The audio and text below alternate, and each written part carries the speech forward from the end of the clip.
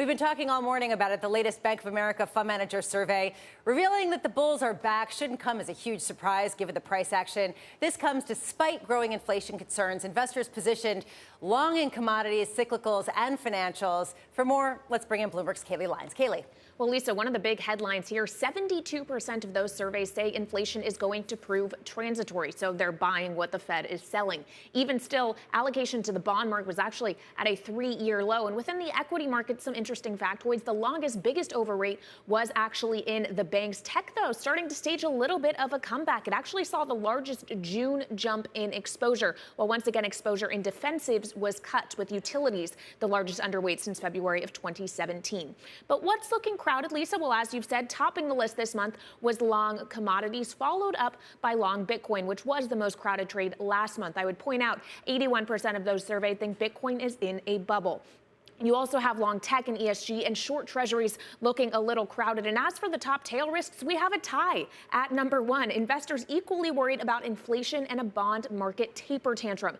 That's followed up by asset bubbles at number 2, COVID-19 at number 3, and concerns about a slowdown in China also making the list, Lisa. Thank you so much, Kayleigh. I will say the asset bubbles and the idea of some sort of taper tantrum kind of go hand in hand. Joining me now, Bank of America's David Jones and Clinton Warren of JPMorgan Private Bank.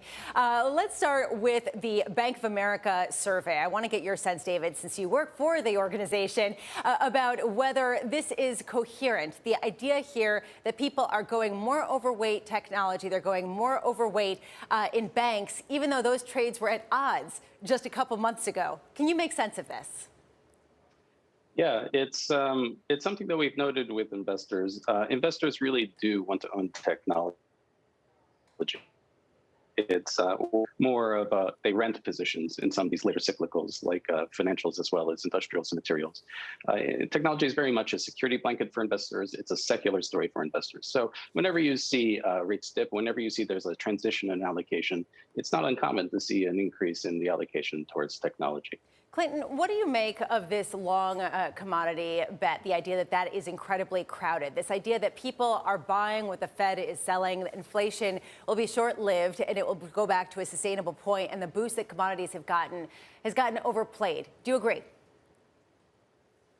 Yeah, I mean, Lisa, your point is a good one. I mean, commodities generally serve as an inflation hedge, but I think everyone is really going to be focused on what the Fed is going to do tomorrow. All eyes and everyone is focused on every single word that the Fed will print tomorrow. And I think this is right. I mean, we saw the number last month, 5% year-over-year inflation. That's the largest print since June of 2008. And you can continue on this story, right? Supply chain disruption. You look off the coast of California, there's all these cargo ships out there, restrained labor supply, the oil price recovery, pent-up consumer demand, et cetera. So you can see why all market participants are concerned about where the Fed is in regard to inflation. But we have to remember the Fed's mandate is dual, right? There's stable prices and then there's max employment. So we're still about 10 million jobs less than we would have been, Americans working if there wasn't the pandemic. There's still 9 million open jobs. You drive around, you see we're hiring signs. You haven't seen that for a while. Unemployment rates high, et cetera. So my question is this employment story transitory? And one can argue there's concerns from workers regarding health care. There's concerns around child care through the summer. Yeah. And there's still the unemployment benefits that are still in the system. So I think the dual mandate is going to be what everyone's going to be trying to digest, and everyone is on edge to see what the Fed will do tomorrow. So, Clinton, there's one aspect about what the Fed will do. There's another aspect of what the economy is actually doing. Let's stick with the Fed. You said that everyone's going to be parsing over every single word.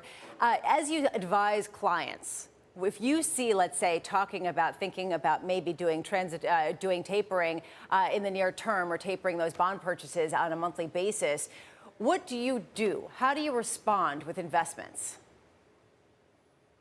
Yeah, I mean, a lot of our clients are worried about two things. One, where do I invest in the equity market with everything at an all-time high? We've hit all-time highs every month this year.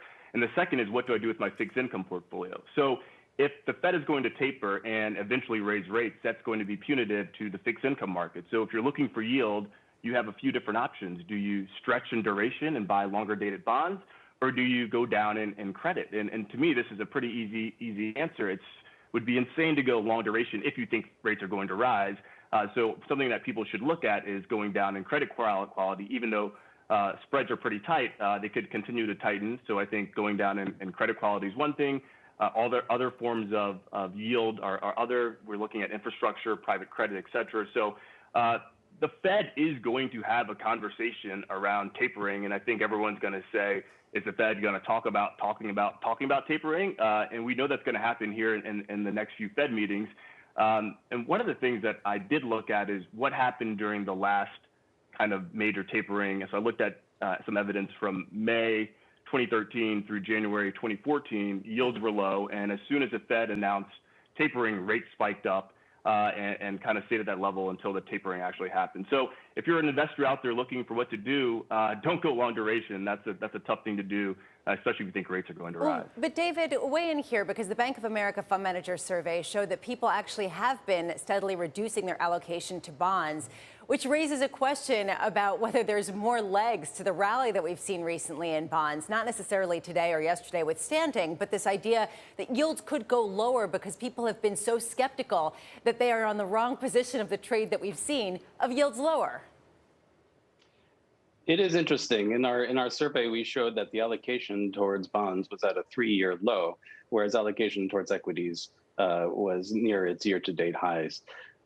We also saw a decrease in the allocation towards cash.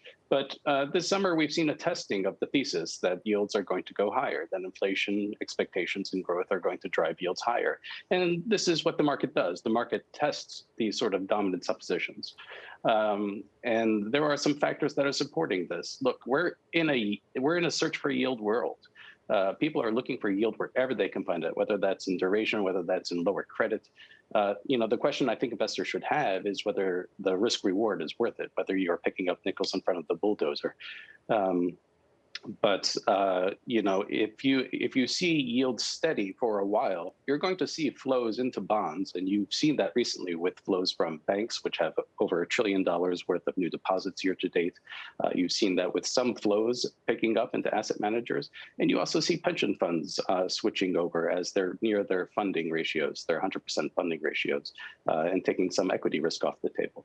So if bond yields are steady in a search for yield world, you're going to see perhaps some pressure lower.